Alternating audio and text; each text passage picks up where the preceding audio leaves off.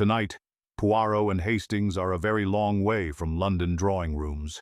We're on the edge of Ireland at Valentia Island, music, where the Atlantic smashes itself to pieces against the rocks, and one white lighthouse keeps its lonely watch over the dark. In the light at Foilhomurrum, music Poirot is summoned to a remote light station where a keeper has fallen to his death during music, a storm. His body never recovered. A missing page from the logbook, a suspiciously large life insurance policy, whispers of stolen oil and altered beams, and a widowed wife who insists the sea is being blamed for a music crime it did not commit. As the storms roll in, and the light itself, music, is tampered with, Poirot must decide whether this is simple misfortune, a smuggling racket gone wrong, or calculated murder disguised as one more name lost to the waves. This story is an explicit homage to Agatha Christie and Hercule Poirot, the voice of Hastings, music, the sort of puzzle, the moral texture. But the plot, characters, and text are entirely our own fan fiction, not an adaptation of any existing Christie music work, and not affiliated with the Christie estate. It's also music, loosely threaded around a real historical mystery from Valencia's lighthouse history, music which we explore briefly in the epilogue. But what you're about to hear is fiction, from start to finish. Music. A practical note. YouTube has fully demonetized Nocturnal Tales. Views on this channel no longer pay anything. If you want evenings with Poirot, music, and Hastings to continue, the ways that genuinely support the work now are Patreon. That's the main lifeline. Early music access, ad-free episodes, and our mystery ebooks on the higher tiers. Buy me a coffee if you just want to tip us for our work. And listening on Rumble, Spotify, or other podcast platforms by searching for Nocturnal Tales. Those plays still generate revenue. Here on YouTube, you can still subscribe, like, comment, and share to keep the channel visible, even if the platform itself has stopped paying for the content. Now, settle in. Listen for the slow turn of the lamp and the crash of the Atlantic below, and follow Poirot as he asks a very simple question. Music. When a man vanishes from a lighthouse, did the sea really claim him, or did someone help him over the edge? Chapter 1. The Widow of the Lighthouse. I confess I had not expected our journey to Ireland to end at such a lonely extremity of the coast. We had left Valencia harbor at dusk, fied across the short channel by a taciturn boatman, whose silence encouraged neither levity nor questions. The Atlantic surged around the skiff. Beyond the lee of the harbor wall, the sea began at once to heave with that sinister rhythm, particular to oceanic coastlines. Poirot, wrapped in his heavy coat and holding his bowler hat firmly, seemed unperturbed. A faint smile glimmered beneath the immaculately trimmed mustache. Observe, Hastings, the waves. They beat, with the persistence of duty, tireless. One thinks of the men who watch from the lighthouse. Always, the vigilance. Yes. I muttered something about preferring a warm fire, but Poirot merely raised his eyebrows in amusement. Our host awaited us on the island proper. Inspector O'Shea of the Kerry Constabulary, a man broad of shoulder and weathered of face, whose handshake was like gripping an oar. He guided us to a small cottage near the western cliffs. There we met Mrs. Ellen Bowl, the widow. She rose when we entered, pale with dark circles beneath restless eyes. Her voice was scarcely above a whisper. "You came because the inspector wrote of doubts," she said. "Doubts about my husband's death." Poirot inclined his head. "Madame, I come only to see. It is the little discrepancies that interest Hercule Poirot. If there is nothing, then I shall say so. If there is something," he shrugged lightly. The cottage smelled faintly of sea-ater and paraffin. Above the mantel hung a small framed photograph. A man in lighthouse uniform, his expression somber yet steady. "My husband Michael served at the West Lighthouse for 15 years, she said. "He was no green lad. He would not fall." Inspector O'Shea cleared his throat. Official conclusion was accidental fall during the storm on the 9th. We searched the coast for days, but the sea leaves little. Mrs. Boyle's hands twisted in her lap. There was a log book. Michael wrote in it daily. After he disappeared, one page was torn out. The inspector claims it was weather damage, but Poirot raised a finger gently. A missing page. A curious thing. O'Shea shifted uncomfortably. The keepers reported that the window blew in during the gale. Rain soaked several pages. Mrs. Bowles shook her head. One entire leaf neatly gone, and the insurance. "Hush now," the inspector warned. Poirot steepled his fingers. "Insurance, madam?" Her voice trembled. "Michael took a policy months before. $500. The company delayed payment due to the missing body. They sent an investigator from Cork. He questioned everyone, then left abruptly on the morning boat. 2 weeks later, word reached us. He drowned off the Mayo coast. 2 men dead, and both connected to the insurance," I murmured. Poirot regarded Mrs. Bowles long and steadily. "Madame, what do you believe?" She looked to the floor. "That the sea did not take my husband. Someone else did." Later that night, in our modest lodgings overlooking the black swell below, Poirot lit a small oil lamp and examined notes in his pocketbook. "Hastings, let us consider the facts as presented. One keeper vanishes during a storm, a missing page in the duty log, a life insurance policy recently taken, an investigator drowned shortly after visiting." "Coincidence," I suggested, though my voice lacked conviction. "Always you reach for the convenient explanation, mon ami. Yet coincidences like storms can be manufactured. You agree with the widow? You suspect murder?" Poirot leaned forward. Shadows from the lamp deepened the lines of his face. "I suspect that something did not occur as it was reported, whether it is murder, fraud, or simple human desire disguised by tragedy. That we shall see." There came a knock at the door. Inspector O'Shea stepped inside, hat in hand. "You'll have your chance to see the place yourself," he said gruffly. "The keepers consented to speak with you tomorrow, but tread lightly. Men who live with the sea do not enjoy outsiders stirring ghosts." Poirot nodded. "The truth may disturb, but it is the truth nonetheless." Outside, the wind keened along the cliffs, and the steady flash of the lighthouse swept across the dark water, an unwavering pulse in the night. Something about its rhythm seemed off, a fraction irregular. Pooh noticed it too. "Hastings, do you observe the light? It's flashing." "Yes." "Count." I did. 1, 2, 3. Poirot stopped me after several rotations. "The flash interval is wrong by almost half a second." "That could be the storm damage," O'Shea muttered. Poirot shook his head. "None. That is recalibration or tampering." The inspector stiffened. "Careful what you imply." Poirot smiled faintly. "I imply nothing. I observe. Tomorrow we visit the lighthouse." He closed his notebook. "Prepare yourself, Hastings. This island, it hides more than the rocks beneath the waves." The lamp sputtered. Outside, the Atlantic crashed endlessly. I felt a chill quite separate from the wind. If the sea had not swallowed Miquelbois, then some human hand had pushed him toward it. And if so, that hand remained here on the island within sight of the very light meant to protect mariners from danger. It was then that I first sensed Elise O'Malley's presence, a name not yet spoken, but which tomorrow would surface from the depths like a corpse rising from the tide. Chapter 2. The Keepers of the Light.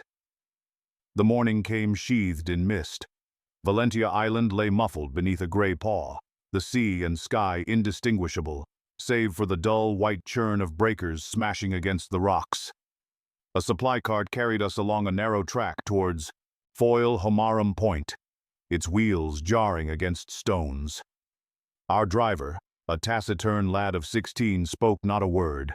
and the horse seemed similarly resigned to silence. The lighthouse rose before us like a chalk column materializing from the fog. Beyond it only the void where the Atlantic began. A stack of barrels sat near the wall. Beside them, a squat outbuilding used by the keepers during storms. The yard smelled heavily of oil and seaweed. 2 men awaited us. The senior keeper, Patrick Kelly, had a gaunt face and a permanent squint, as if the wind had taught his eyes to narrow against salt and spray. Beside him stood the assistant, Seamus Quinn, younger and more restless, his cap pulled low. Inspector O'Shea made tour introductions. Poirot inclined his head politely. "It is most kind that you receive us," he said. "We intrude only to clarify certain matters regarding Miss Boyle's disappearance." Kelly's jaw tightened. "I've said all I know. Weather was wild that night." Boyle stepped out to check the relieving platform. Next, we saw he was gone. Poirot looked up towards the catwalk circling the lantern room. The relieving platform. Might we see it? Kelly hesitated, then nodded. "If you must." We climbed the wrought iron stairs spiraling inside the tower halfway up the rhythmic sweep of the lens through distorted shadows on the walls. The great lamp hissed softly with the burn of paraffin. At the top, exposed to the full bite of the wind, we stepped onto the narrow platform. The metal railing was slick with moisture. Below stretched sheer cliffs falling straight to the rocks. Poirot pressed gloved fingers to the railing. "Tell me, monsieur, your colleague leaves his post in a storm. Why? What needed inspection that could not wait, risking life?" Kelly bristled. "The shutter jammed earlier that evening. Gale could tear it free.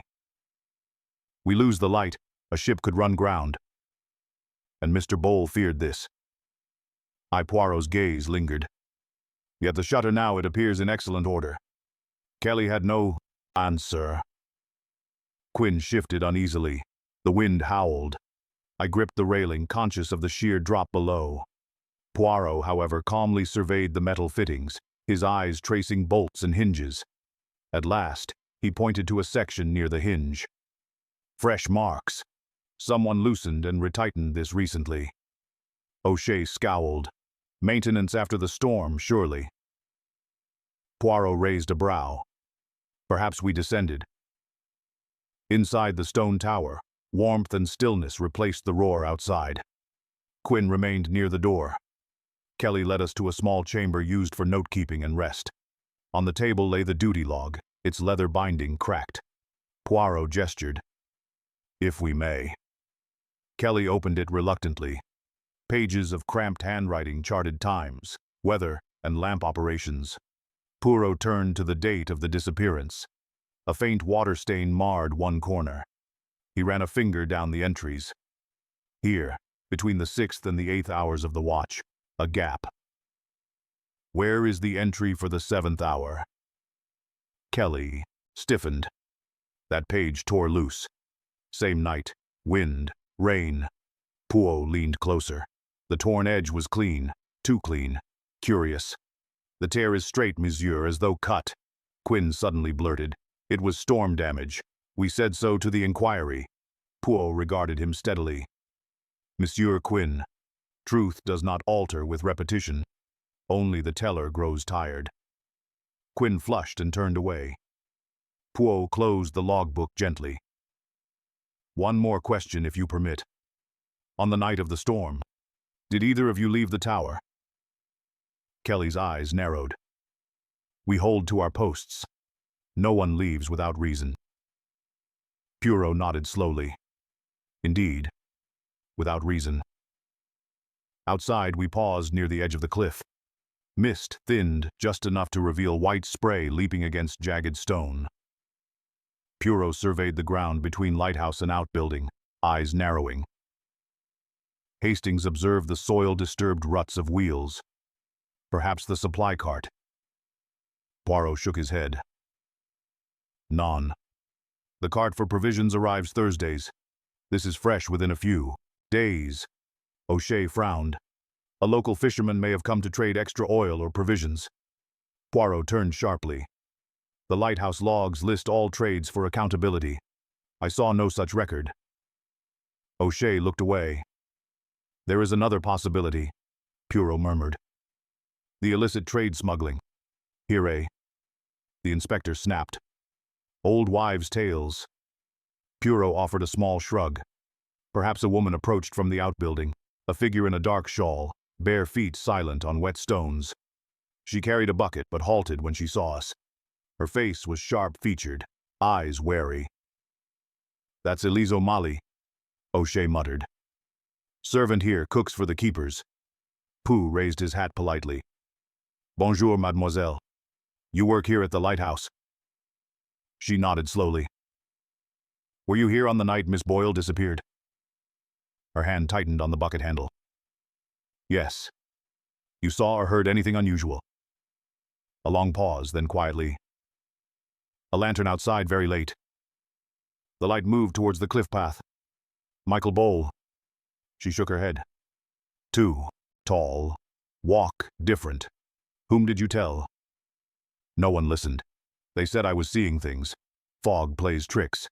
She turned away abruptly. Poirot watched her depart. There, he said softly. A simple statement, Hastings, yet illuminating. We returned toward our lodging by foot, O'Shea accompanying us. The inspector's face wore a troubled frown. These are hard-working men, he said fiercely. I'll not see them slandered without proof, Poirot replied evenly. Proof comes when one sees what is missing. Inspector the torn page. Its absence is itself a presence. The path curved near an outcropping that overlooked a narrow ledge descending to the sea. Poirot stopped abruptly, his gaze fixed on rocks below. Hastings, do you see there on the stone? I squinted. At first, nothing. Then a glint. We scrambled down the narrow path, sliding over wet grass. Lodged between two rocks lay a small metal object, a watch fob, tarnished, engraved faintly with initials. M.B., I read aloud. Poirot wrapped it carefully in his handkerchief. O'Shea exhaled sharply. Could have washed you anywhere from the coast. Poirot said nothing. His eyes turned inland toward the lighthouse dim in the shifting mist. We reached the cottage shortly before dusk. Mrs. Bowl awaited us at the gate, her face suddenly stricken as Poirot presented the fob. She clutched it to her breast. It's his, she whispered. I gave it to him for our 10th anniversary. Poirot spoke softly. Madame, did you know of any quarrels between your husband and the other keepers? She hesitated. He mentioned disagreements, something about stock counts of oil. He said records didn't match supplies. Missing oil? I asked. Mrs. Bowl nodded. Poirot sat at the small kitchen table. Madame, this is delicate. Did your husband ever allude to financial matters, debts, insurance? Her eyes flickered nervously. He said we were secure, that the policy would protect me should something happen. But he warned me never to speak of it to outsiders. Inspector O'Shea stiffened. Who besides Michael knew of this policy? She looked away. The agent in Port Major, Mr. Rafferty. Poirot stood. We visit him tomorrow. Thunder rumbled in the distance. A storm gathered again. The widow extinguished a lamp and barred the shutters. Outside as we left, I sensed movement near the stone wall, a shadow slipping out of sight. When I turned, nothing remained but darkness. Poirot paused, listening to the sea. Hastings, the waves erode the cliffs, revealing secrets. His voice dropped. But sometimes secrets are buried deliberately. Someone here benefits from Mr. Bowl's death, and I do not think it is his widow. The wind rose, carrying salt and the faint tolling of a buoy somewhere beyond vision. We walked back through the rising storm, and I could not suppress the feeling that every footfall was observed from the darkness. The lighthouse, framed by lightning flashes, kept its steady pulse, though now I wondered whether it warned of danger or concealed it. This channel exists for one music reason: to keep classic detective stories alive, told properly, music with care, atmosphere, and respect for the tradition. Since December, Music 2024, these stories have been written, produced, and published by just two people: Music, my wife, and myself. We do all of it. The music writing, the research, the recording, the editing, and the visuals. It has never been a large operation. Music. It has always been a small, careful one. The stories have always been freely available here with no paywall and no gimmicks. Many of you listen while driving, working, or winding music down at night. That part has not changed. What has changed is how this work is supported. Recently, this channel was demonetized by YouTube. There was no warning, no music-specific video cited, and no clear explanation. Overnight, the income that paid our rent and supported our family of 3, disappeared. The work did not change. The audience did not disappear. Only the support system did. Before platforms and algorithms, creative work survived in a simpler and more honest way. Readers supported writers, listeners supported storytellers directly, not through advertising systems or opaque rules, but because the work itself had music value to them. That is where this channel now stands.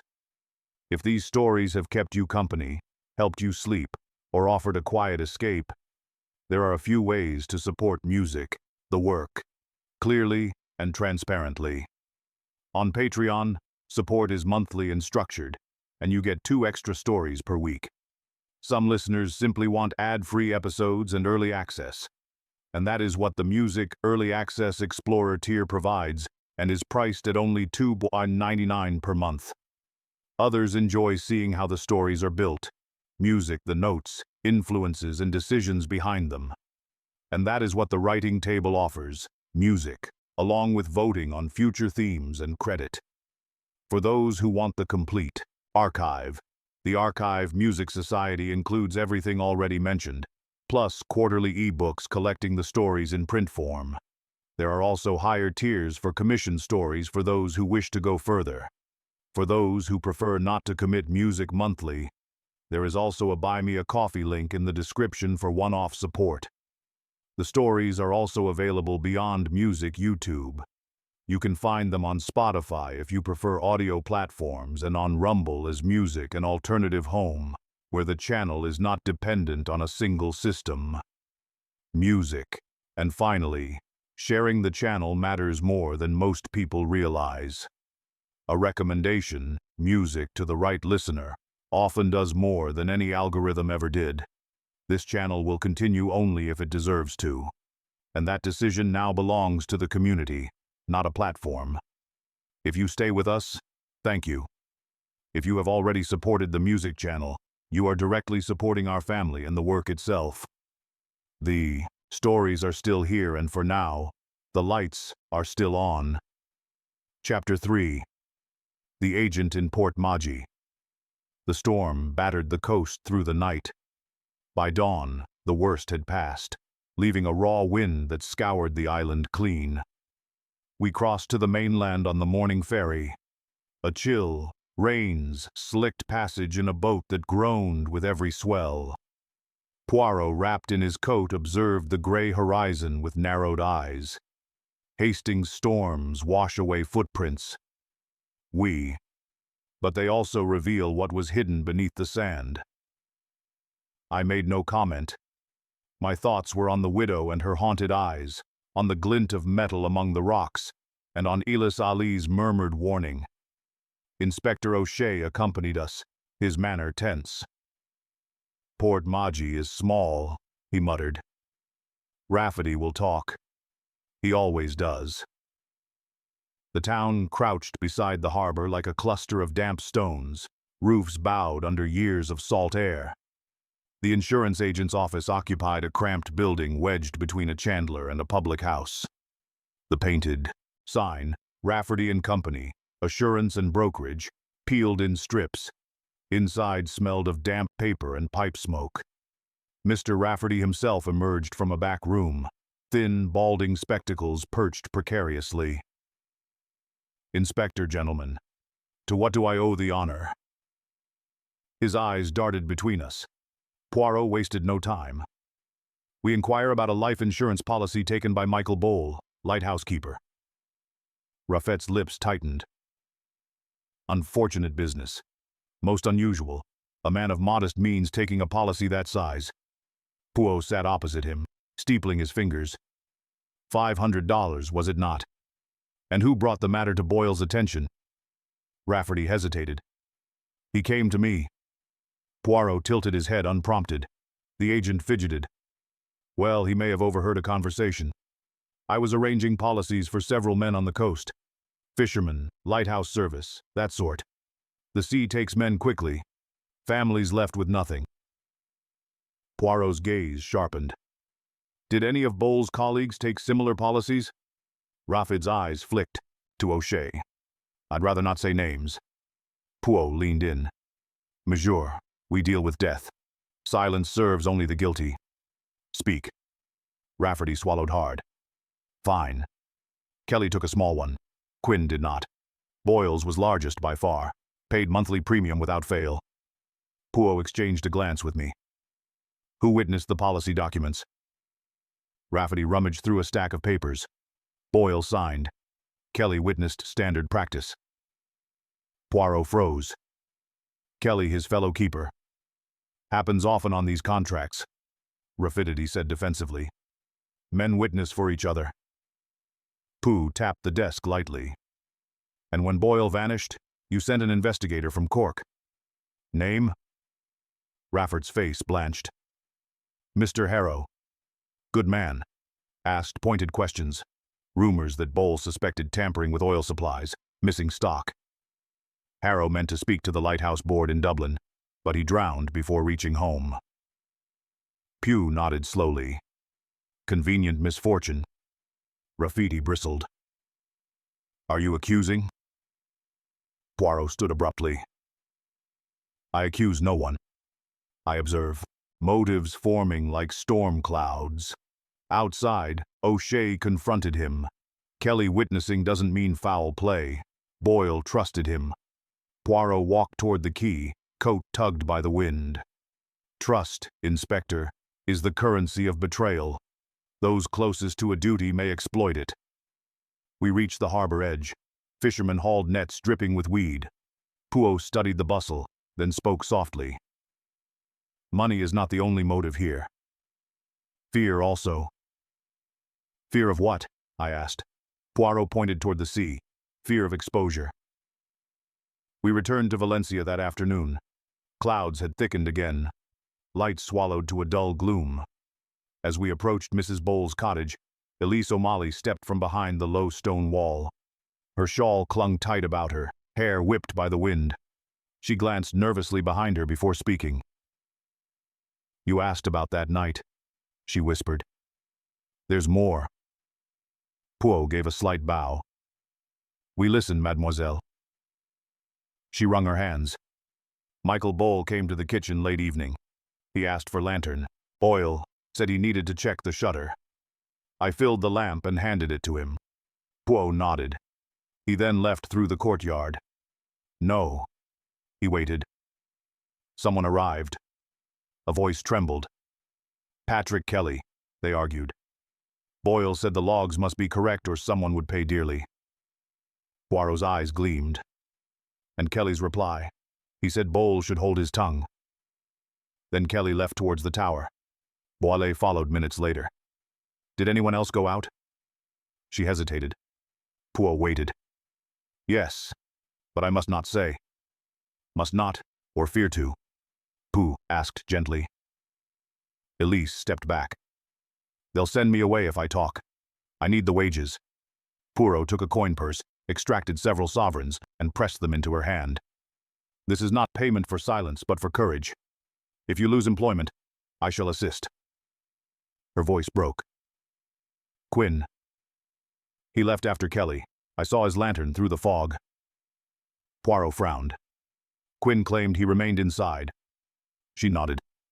He lied. Before we could ask more, she hurried away along the path, shawl snapping like a pennant in the wind. O'Shea cursed under his breath. If Quinn lied. Poirot raised a hand. Let us proceed step by step. Quinn leaves the tower with a lantern. Why? To observe, to assist, or to intercept?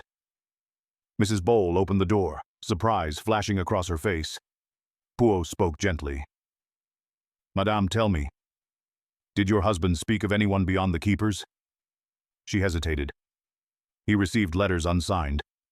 I never saw them, but he hid them inside the logbook. Poirot stiffened. The missing page, of course. Mrs. Bowl reached into a small box and extracted a folded scrap. I found this beneath the drawer liner after he vanished. Poirot opened it. A single line in slanted hand. Stop counting. Some light should remain dim. Poirot folded it carefully. This is a threat, madame. Her face palled. What does it mean? Pooh paced slowly. Oil talk missing. Logs altered. Lighthouse light dimmed intentionally. Ships depend on consistent brightness. If the oil is siphoned for sale to smugglers, perhaps the beam weakens. A ship could wreck. O'Shea swore softly. Smuggling rings run the channel. If Bowl discovered missing oil, he'd have leverage. Pugh gazed toward the dark silhouette of the tower beyond. And if he threatened exposure, he signed his death. We returned to the lighthouse at dusk. Kelly greeted us stiffly. Quinn lingered behind, eyes anxious. Poirot spoke without preamble. Mr. Quinn, you said no one left the tower during the storm. Quinn swallowed. True. Elise O'Malley saw you leave. Kelly shot Quinn a warning glance. Quinn's voice faltered. I stepped out briefly only to secure a shutter. Poirot advanced a step and afterwards you returned alone. Quinn nodded quickly. Yes. Poirot turned to Kelly. And you, monsieur? Did you follow Quinn later to check the relieving platform? Kelly glared. Boyle took that duty. Poirot's tone sharpened. But Elise overheard your quarrel about logs, about paying dearly. Kelly's jaw clenched. She heard what she wished. Boyle was restless, talked nonsense about missing. Oil, imagined conspiracies. Poirot nodded slowly. Tell me, monsieur, if oil stocks dwindled beyond record, who would answer to the board? Kelly hesitated. The senior keeper. Poirot's voice dropped. And you are the senior. Quinn stepped forward suddenly. Enough questions. We've worked. Poirot regarded him calmly. Indeed. Work that can kill men if misused. The two men retreated into the tower. Pooh turned to us. The pieces align, but the picture is not complete. Someone else holds the key. Perhaps the supply ledger or the harbor register. We must speak to the supply master. O'Shea nodded. I'll send for the ledgers from the mainland. Poirot stared at the rotating beam above. Tomorrow, Hastings, we climb again. But tonight we watch. We took positions along a ridge overlooking the lighthouse. The wind cut like a knife. Hours passed. Midnight approached. Poirot stiffened suddenly. There.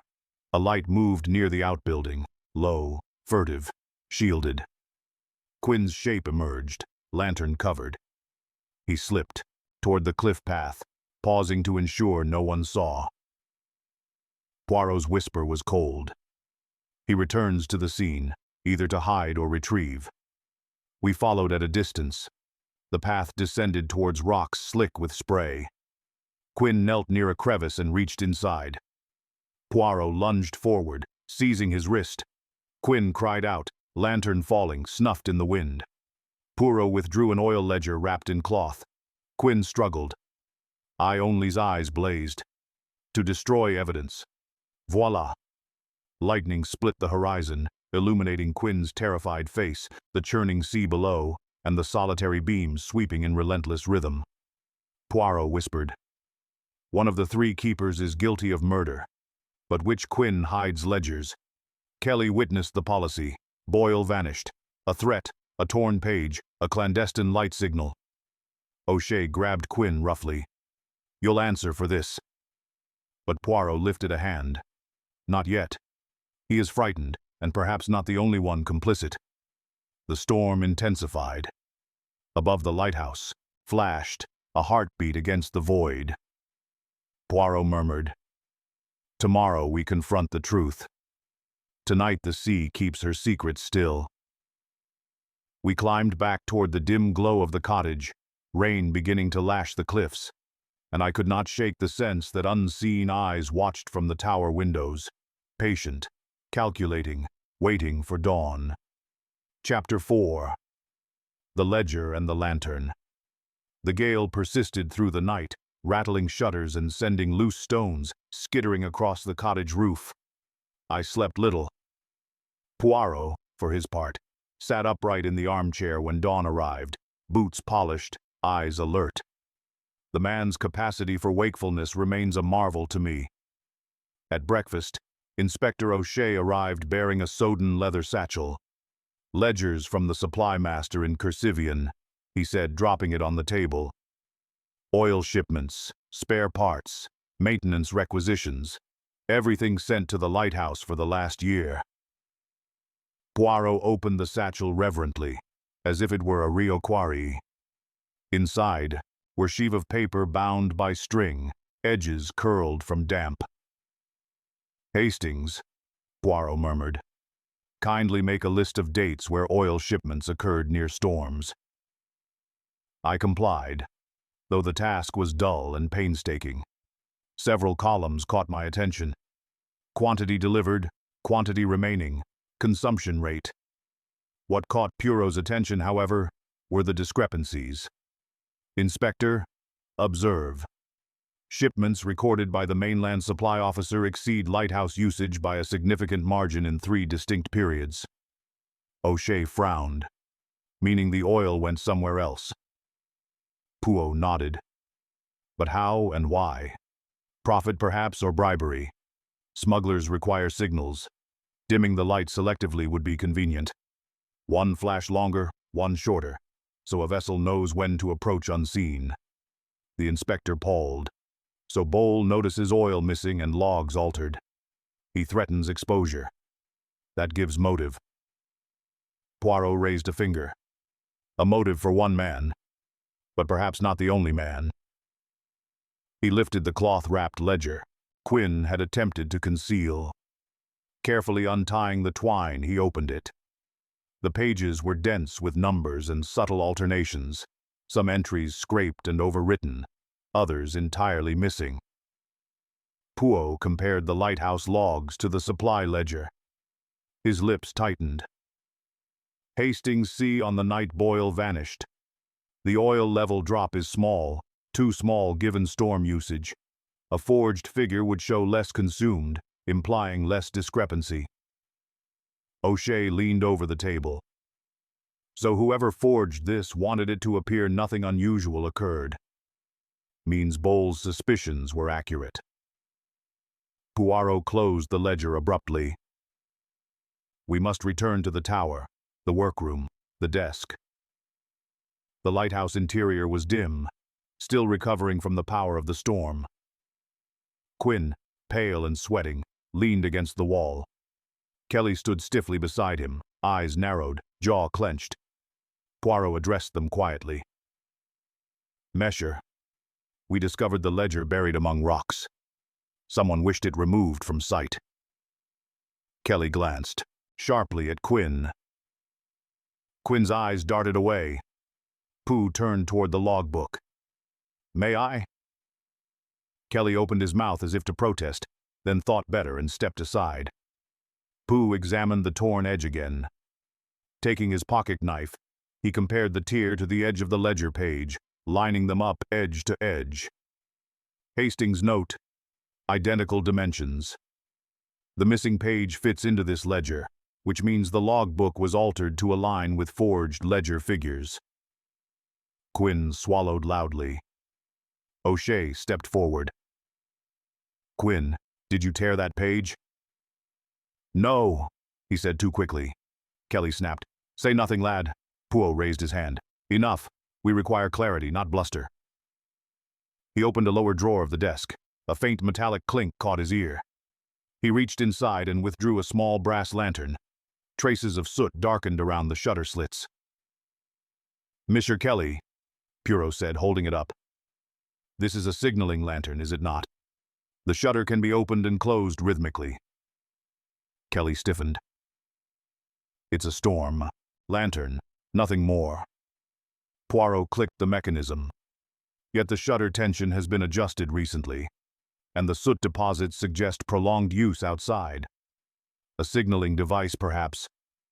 Quinn stepped backward, face ashen. Poirot's tone remained almost conversational. The lighthouse light flash interval was altered by almost half a second, enough to communicate to a waiting ship. Yes. Kelly's hands shook, but his voice remained steady. If Bowles saw anything, he jumped to conclusions. Or was pushed, Poirot murmured. Silence stretched. Outside, the waves pounded the cliffs, relentless as a hammer against an anvil. Where was Elisa Ali that night? Poirot asked. Kelly's head snapped up. The servant girl she cooks, keeps to herself. Poirot's eyes narrowed. She is often in the courtyard. A lantern passed her window that night. Perhaps she saw more than she admits. O'Shea's voice hardened. Kelly, Quinn, stay here. If either of you leaves this tower, I'll post guards. Quinn sank onto a bench, staring at the floor. Kelly glared at us with sting hatred. Poirot whispered to me as we exited the tower. Guilt speaks loudly, Hastings, but innocence also fears. One of them lies to protect the other, or someone else entirely. We went in search of Elise. Her modest cottage lay near the base of the cliffs, accessible by a narrow footpath. Smoke curled from the chimney, though the windows were shuttered. Poirot knocked. Silence. He knocked again. At last, the door opened a crack. Elise appeared, eyes red as if from weeping. You shouldn't be here, she whispered. They'll see. Poirot smiled gently. Mademoiselle, truth requires courage. We seek only the facts. She stepped aside reluctantly, letting us enter. The room was small, tidy, bare of ornament. A single chair, a small hearth. Poirot sat. Tell us about Quinn. He left the tower twice, not once. She looked startled. How did you? Poirot gestured to the soot on the signaling lantern. He signaled someone at sea. A trader, perhaps. Or a smuggler. Did Bowles discover this? L sat heavily. I heard Bowles threaten to report them. The oil disappearing, the lantern at sea. He said he had proof in the log. Poirot leaned forward. Them? Not only Quinn. She hesitated. Kelly oversees the stores. Quinn handles the shutters. It takes both to dim the light. Pooh's eyes shone. And you, mademoiselle? What role did you play? Her face flushed. None. I knew Bowles suspected. He confided once. I told him not to confront them alone. Poirot's voice softened. You cared for him. Tears welled in her eyes. Yes. Pooh nodded slowly. Did his wife know? The girl looked away. She's a good woman, but Michael was lonely on the rock. She stayed on shore. We grew close only in talk. Nothing improper. Poirot asked gently. Did Bowles tell his wife about the smuggling? She shook her head violently. No. He planned to report Kelly directly. Said the board would send inspectors. Poirot's expression hardened, and Kelly ensured that plan never reached Dublin. Poirot rose. Thank you, Moiselle. You have risked much. She caught his sleeve. Be careful. Kelly is dangerous. Poirot's eyes glinted. Dangerous men rely on darkness. Hercule Poirot brings light. As we walked back toward the tower, dusk settling once more over the sea, Poirot stopped abruptly. Hastings, something is wrong. What? The widow, Mrs. Boyle. She never asked how her husband died, only insisted he was murdered. No outrage, no grief, only fear. What are you implying? Poirot spoke quietly. Madame Bolle benefits greatly from the insurance, and she knew of the policy, unusually large. She warned us not to speak of it. But surely she wouldn't. Poirot cut me off. Perhaps she knew her husband intended to expose the smuggling, risking their security. A collaborator might manipulate events from shore. I stared at him, stunned. Her with Kelly? Poirot shook his head. Kelly profits from oil. Quinn follows orders, but who initiated the policy and who sent the anonymous note? We reached the lighthouse. Quinn paced nervously. Outside. Kelly was nowhere in sight. Poirot whispered. Quinn feared Kelly. Kelly feared exposure. But someone above them profited more. Someone orchestrated the insurance, the smuggling, and the threats. The sea roared beneath us, black water smashing into stone. Poirot gazed out at the ominous horizon. Hastings, he murmured. The true killer is not inside this tower, nor in the ledger. He is in the shadows between, the one whose hand never touches the oil, yet directs its course.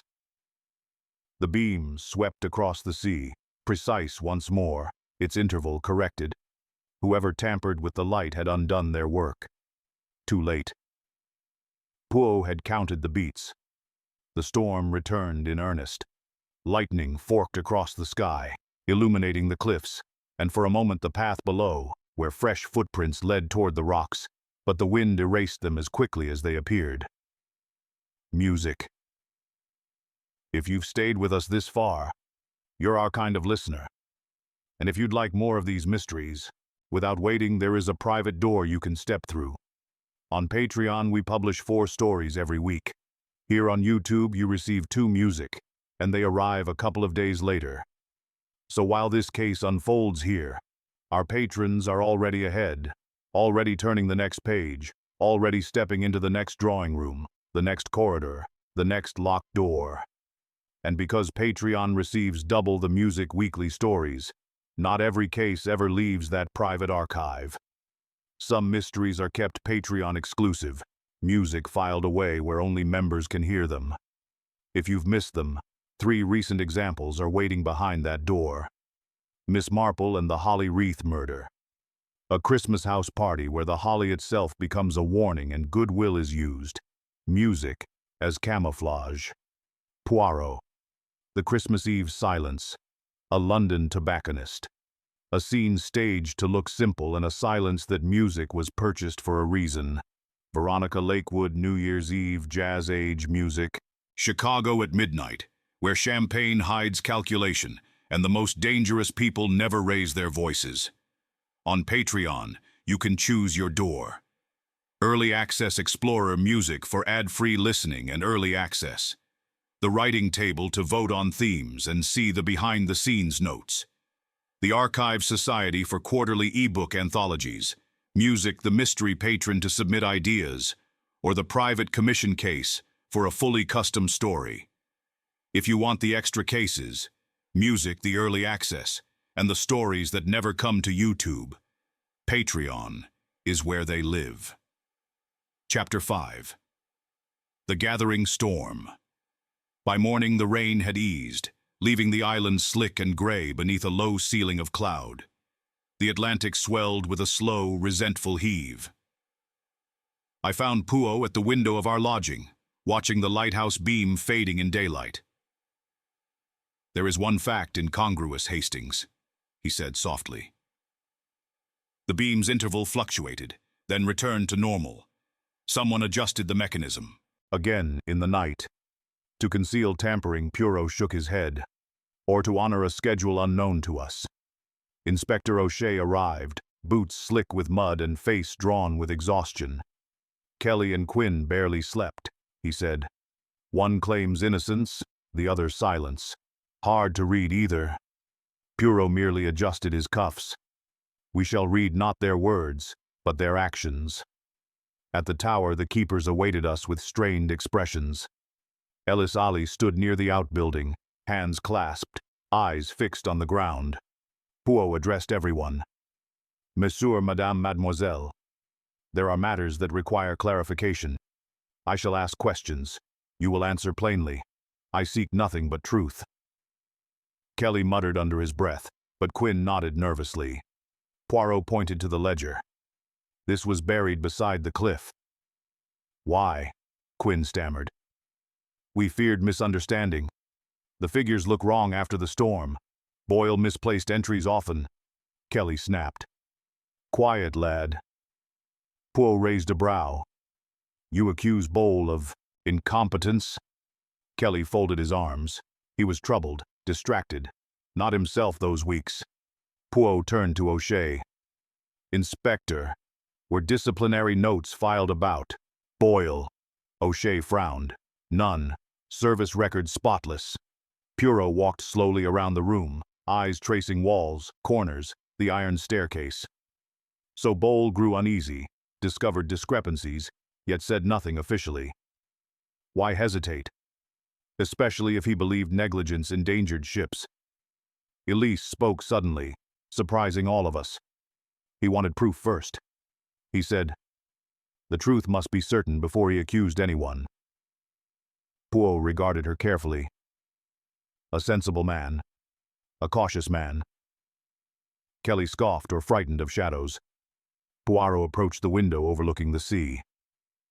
On the night he vanished, what ships were expected? O'Shea said, none scheduled. Shipping lanes passed farther out. Poirot's gaze sharpened. Unless a vessel sought the shore deliberately. Silence choked the narrow room. Poirot turned, voice light. Tell me, Inspector, who controls Lighthouse staffing assignments and reports to the board? O'Shea blinked. The harbor master at Hercule reviews duty logs and requisitions. Poirot nodded slowly. So alterations in stock could be overlooked if the harbor master neglected to compare ledgers. A subtle shift occurred in the room. Kelly stiffened. Quinn's face palled. Elise covered her mouth. O'Shea scowled. Harbor master. I trust him as I trust any man in the service. Poirot smiled slightly. Trust is admirable, Inspector. Blind trust, less so. Later we walked along the cliffs. Mist drifted in damp veils across the path. Poirot examined the exposed rock carefully. Look, Hastings. Rust particles. Small but consistent. They fall from metal. Lantern fittings, perhaps. I kneeled. Hard to say. Poirot pointed to the cliff face. Observe.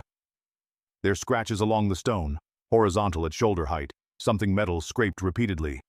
A lantern swinging in wind. Pooh nodded.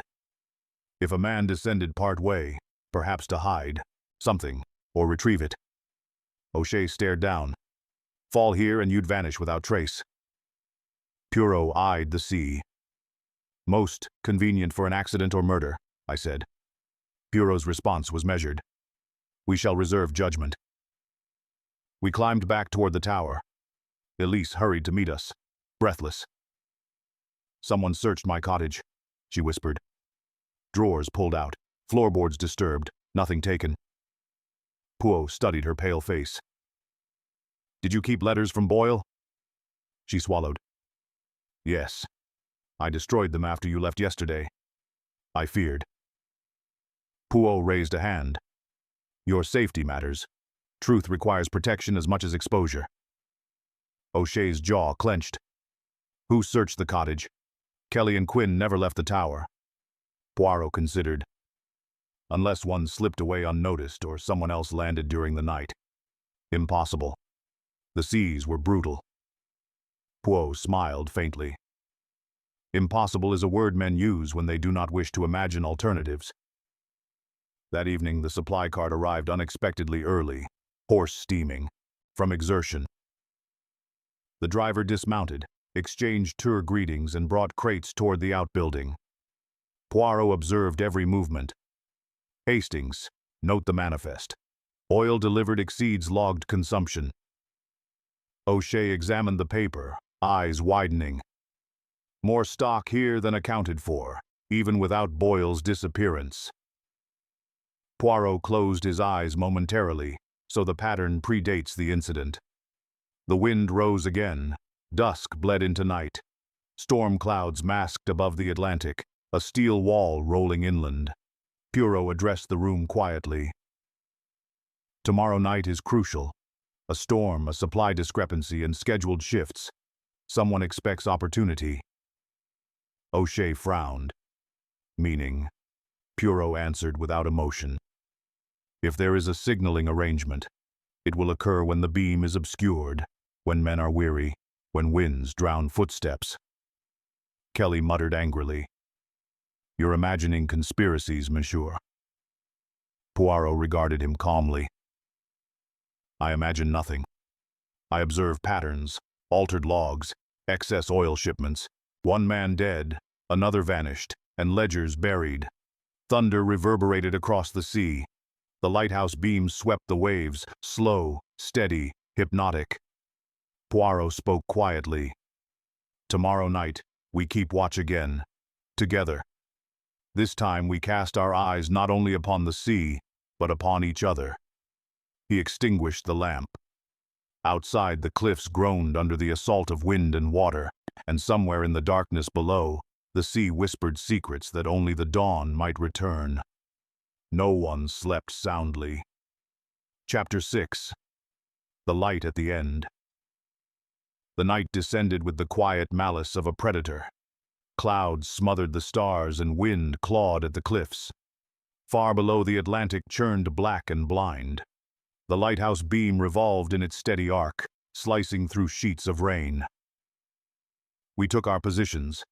Inspector O'Shea inside the tower base, Quinn in the lamp room under strict watch.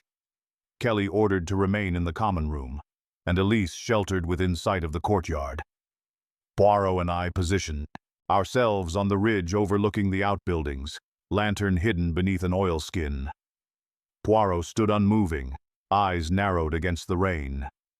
Hastings, tonight we witness not words, but actions. The guilty may attempt to complete unfinished work.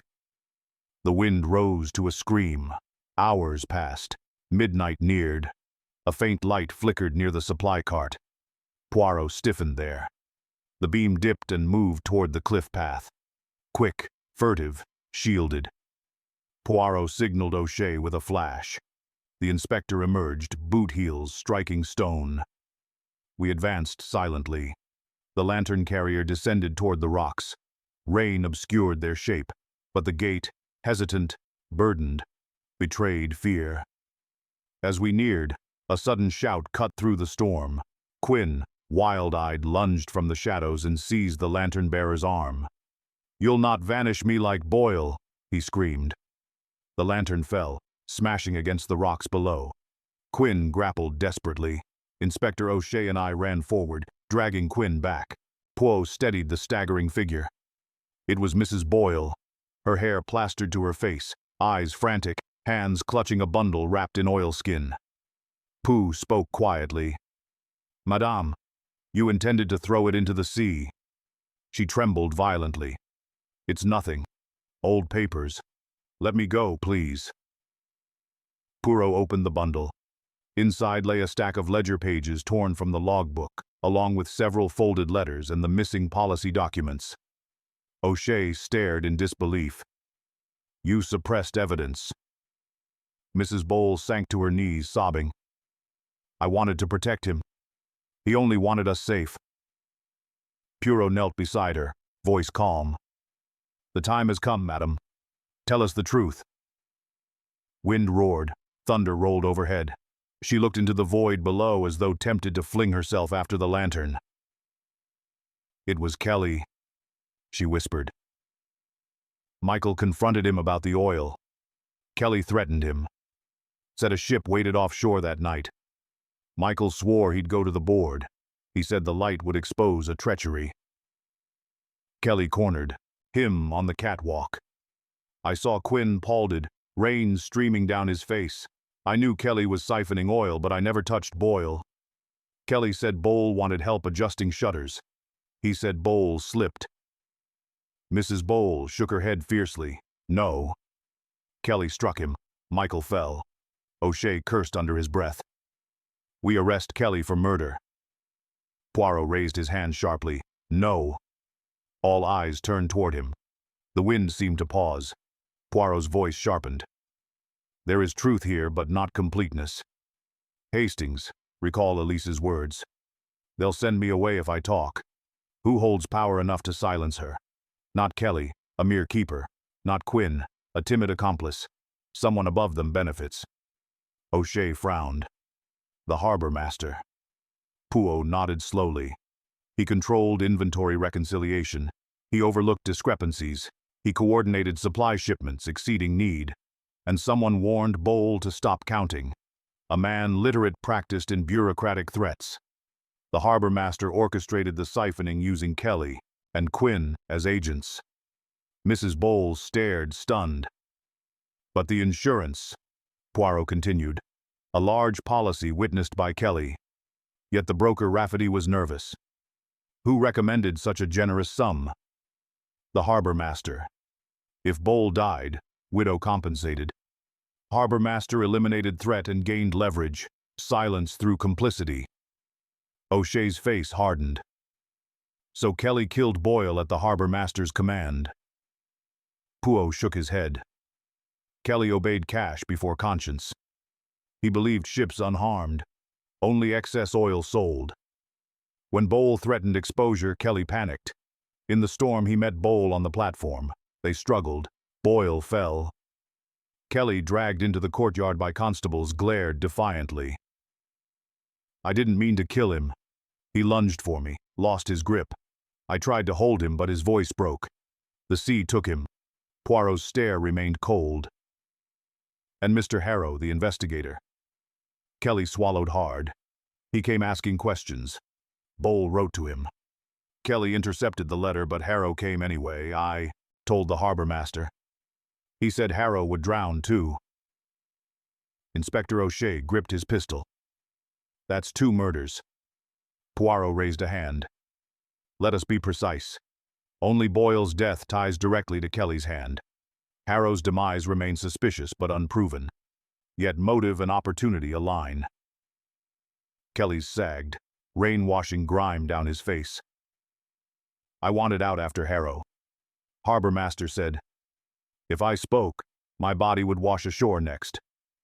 Quinn, trembling violently, whispered, "I never touched Boyle. I only signaled ships for coin. Kelly handled stores." Poirot nodded. "Your crime is complicity, not murder." Mrs. Bowles sobbed softly. "Michael knew he'd die if he exposed them. He told me to take the payout and leave the island if anything happened. I thought destroying the pages would prevent another death." Poirot replied gently, "You acted out of fear, not malice." The storm raged, but a strange calm settled among us. Poirot turned to O'Shea. "You will telegraph Hercule Poirot at first light. Arrest the harbor master before word reaches him. Kelly stands charged with manslaughter, perhaps murder. Quinn with conspiracy to defraud. Mrs. Boyle must face inquiry for concealing official records, but with leniency recommended." O'Shea nodded grimly. Poirot faced the sea. The lighthouse exists to warn ships from treachery, yet treachery lived within its walls. Duty compromised by greed, and death disguised as accident. Lightning illuminated the tower. For an instant, the beam froze mid-rotation, then continued its patient sweep. Poirot spoke softly, almost to himself. "Storms do not kill men by choice. Men kill men, and blame the sea." In the days that followed, arrests proceeded. Elise left the island for Cork with assistance from O'Shea. Mrs. Boyle departed quietly at dawn, clutching the fob recovered from the rocks. Quinn awaited trial, guilt gnawing more fiercely than law, and the harbor master, cornered by evidence and testimony, confessed to orchestrating the smuggling but denied ordering violence. As we boarded the ferry, I wrote final notes. Poirot watched the lighthouse recede, a slender white tower against endless gray. "Evil," he said, "thrives where monotony dulls vigilance. Even the light may dim if men twist its purpose." The sea rolled beneath us, indifferent as ever. The beam swept one final arc across the waters, pure, unwavering, obedient to its calling once more. Poirot turned away. "Come, mon ami. Another case awaits. And this one, its ghosts will linger in the fog for many years." The ferry pulled from shore. Valentia Island vanished, and with it the secrets of those who served the light and betrayed it. Epilogue. Valencia Island lighthouse keeper disappearance, 1890s. Here are the key historical contours, stripped of fiction and speculation. In the late 19th century, a lighthouse keeper serving on the western light of Valencia Island disappeared during severe Atlantic weather. His body was never recovered. A formal inquiry by lighthouse authorities determined accidental death, presumed to have been swept from the platform while checking shutters or relieving machinery during a gale. That explanation never satisfied locals. Several persistent irregularities fueled rumor and doubt. Conflicting accounts from fellow keepers about the time and circumstances of his last sighting. Inconsistencies in the duty log, including scratched-out entries and a missing page. A boot found weeks later at Foilhomurrum, washed clean, laces still tied. Evidence of repairs to shutters that did not align with logbook entries. Insurance taken shortly before the disappearance.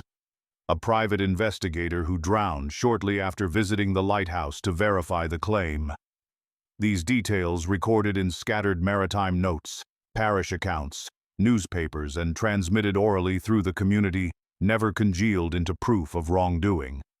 No keeper was arrested, no smuggling inquiry opened, and no link between missing materials and the disappearance was proven. The official verdict remained unchanged. Accidental fall in rough weather. What remains is uncertainty made harder by the unforgiving setting. Lighthouse duty demanded stoic acceptance of isolation, harsh weather, and risk. Men lived and worked in close quarters, and the sea was always available as witness or accomplice. The Valencia disappearance illustrates the fragility of fact, where evidence is swallowed by tide. The ambiguity leaves a vacuum easily filled by rumor, smuggling, forged logs, insurance motive, internal conflict, even murder. Without a body and without preserved records, the truth stayed offshore. The light kept turning, the watch resumed, and the sea erased what happened between those keepers on the night a man walked out into the storm and never returned. Some of you have asked if there's another way to support us right now. There is one we'd like to share, and it's something my wife and I created together. Alongside Nocturnal Tales, we wrote a children's book called Sherlock, Pause, and the Diamond of the Nile, available on Amazon. It's a classic detective story reimagined for younger readers with one important music twist. Sherlock Holmes is a dog. In this story, Sherlock Poirot and his loyal companion, Dr. Spot, music set off on an adventure to Egypt, where a valuable diamond has vanished. With noses twitching and tails wagging, they rely on observation, music logic, and attention to detail to uncover the truth.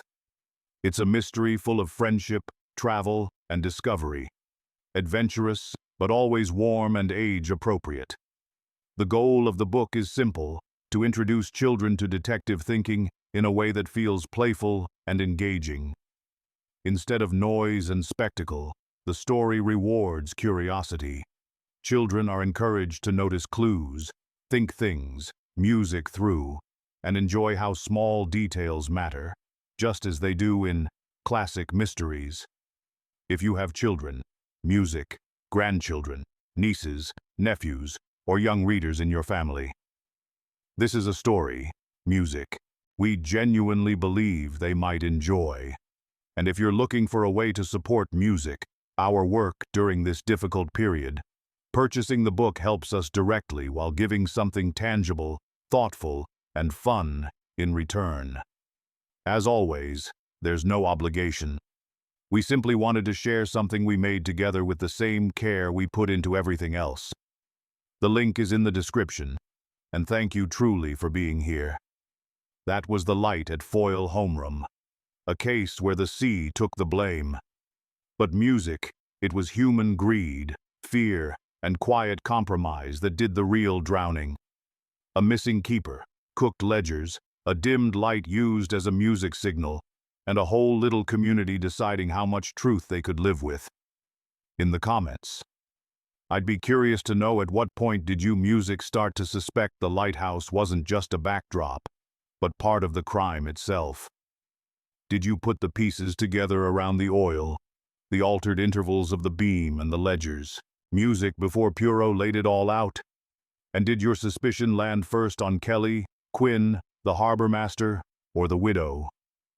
The short epilogue you heard at the end draws on a real 19th century Valencia Island disappearance. A lighthouse keeper lost in a storm. No body, irregular logs, and rumors that never quite hardened into proof. Our story imagines one possible version of the kind of human drama that might hide behind an accidental fall when the only true witness is the sea. If you'd like to help keep Nocturnal Tales alive now that YouTube has music demonetized the channel, here is what actually moves the needle. Patreon, the main support. From a few euros a month, you get early adre listening, and on the higher tiers, our monthly mystery ebooks and extras. Music. Buy me a coffee, a straightforward way to tip if this particular music case earned its keep. Rumble and Spotify and other podcast platforms. Just search for Nocturnal Tales and follow there. Those listens still generate revenue. On YouTube, music itself, subscriptions, likes, full listens, comments, and sharing an episode with someone who loves classic detective fiction still help with visibility. Music, even if they no longer pay anything financially. Thanks for spending your time with Poirot Hastings, and a lighthouse that didn't shine quite as honestly as it should. Until the next case, keep one eye on the horizon and never trust a convenient accident at the edge of a cliff. Music.